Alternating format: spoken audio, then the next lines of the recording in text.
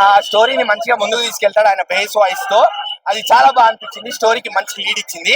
And post credits నేనైతే చెప్పను, already ఇప్పుడే ఇందాక మీకు చెప్పే ముందు వరకు సోషల్ మీడియా చెక్ చేస్తూనే ఉండే.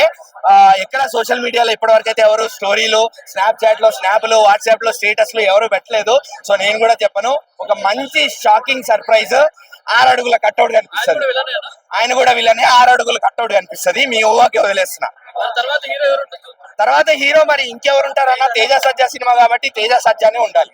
అది మనకి అదే అంటున్నా నేను, ఇప్పుడు మొత్తం చెప్పేస్తే స్పాయిలర్లు అయిపోతాయి. క్లైమాక్స్ అనేది నిర్ధాంతరంగా వదిలేశాడు, మన మీద వదిలేశాడు, మన ఊహకి. సో అది నెక్స్ట్ పార్ట్ ఏంటి, తేజ సజ్జా ఉంటాడా, తేజ సజ్జాకి ఎవడైనా వస్తాడా, ఇప్పుడు ఆ విలన్ ఏం చేస్తాడు మనకే వదిలేశాడు. సో అది నేను చెప్పలేను ఇంకా. రేటింగ్ నేనైతే ఖచ్చితంగా 3.5 ఇస్తానన్నా, ఎందుకంటే చాలా ఎంగేజింగ్ గా ఉండింది సినిమా మొత్తం.